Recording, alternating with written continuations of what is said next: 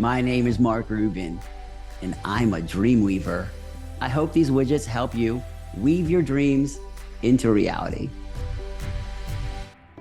This is a story about translating ideas.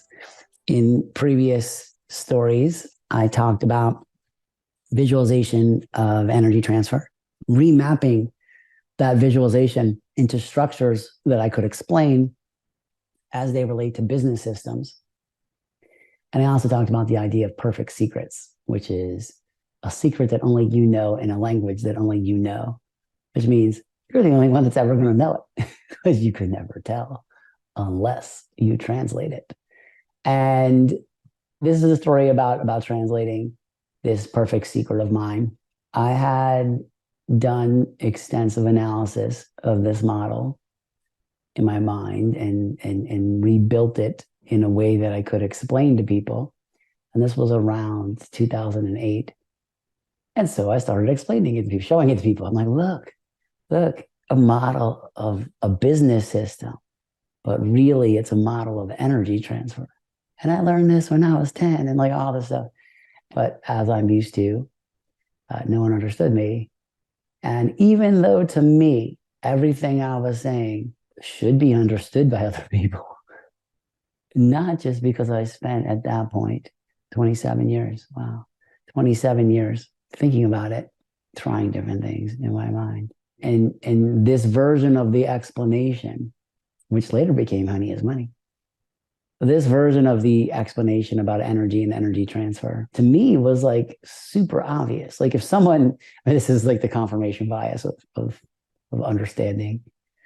If someone had showed me this model and explained to me that it was cross-sectional snapshots of a sales funnel representing the value of the money flowing through and all the processes that move the money and the performance of the people doing the work at each step in the process, represented in this spatial way, color-coded, based on performance numbers, I would understand it. I'd be like, oh yeah, obviously. And explaining this to people in 2008 in my sort of giddy excitement of being able to explain it got me nowhere. In fact, probably was a setback in terms of the confidence I had in my ability to connect this idea to other people, because I knew that this eco project that I was planning at that point, in 15 years or so, depended on me explaining this idea about energy transfer. So I realized a couple things. Everybody knows the world in different ways. Everybody has a different, every person has a unique perspective on everything, even words, where there's no commonly agreed definition of love. I know this because I have a diagram of love and I post it on Twitter and people like complain about it because it doesn't match their definition of love because it doesn't contain pleasure. And that is a kind of love, but not the kind of love that I'm describing in my mind in this particular scenario. So anyway, it was a time where I was sort of reflecting on the differences in people and the way people understand things and how I could possibly translate this to bridge this gap and decode my model into something that's more commonly understood. And so what I did was I hired somebody named Jen to help me translate this. She was a copy editor, super brilliant person. She helped me. She listened to my ideas, pour out of my mind. She made me an outline, structured. And that was really the first time I had ever thought about a structured way to explain something, because my mind's spatial, radial. Things are connected in a way that's not sequential in the way that I imagine other people think in I think more like in four-dimensional flowcharts would be the best way to say it.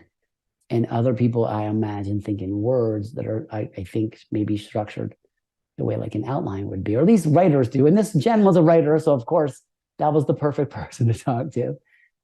And she listened to my ideas about energy transfer and the components of it. She made me an outline and we made a website called Energy and Information Systems that later turned into a website called Business Visualization. Actually, I'd hired a different person to do the Energy and Information Systems one. And then I hired Jen to turn it into Business Visualization. Because what I've learned about translating these ideas is I have a way of explaining energy transfer that applies to all systems: a marble, an oven, an engine, a business. And I believed in 2008 that starting with the explanation that was about business was the surest path to success, because I was using this model to make money and I could prove everything I was saying, like with numbers and graphs. And because I was measuring the things that were making the model. So I was like converting these numbers and stuff into the model to show people this model. And no one cared. No one cared.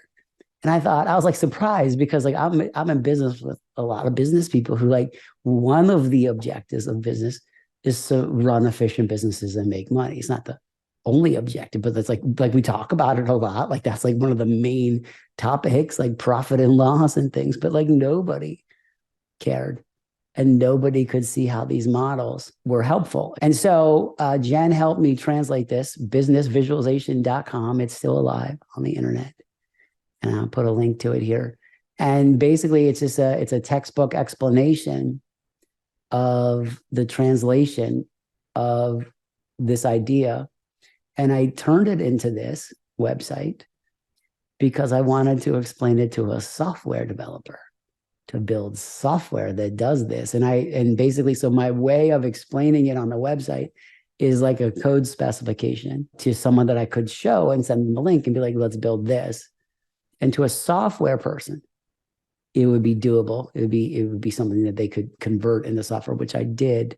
The other thing I learned in this phase is the concept of money is that no one I've met so far understands money the way that I do. And I'm not saying I'm not an economist, or like I didn't study this in like school, but money is energy, and all of the same aspects of energy apply to money, with storage, transaction fees, which is like friction, everything. And I'm not going to go through here, but so I guess what I really learned is that my conceptualization of money was comprehensive and different than other people's. And in the gap of what I was trying to explain, I was saying things like money is energy. And what I realized after years of this is none of the people I was talking to understand money.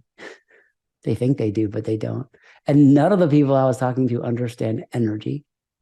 And none of the people I was talking to know that the energy of all energy around us came from a star, mostly the sun, and in nuclear power, another star.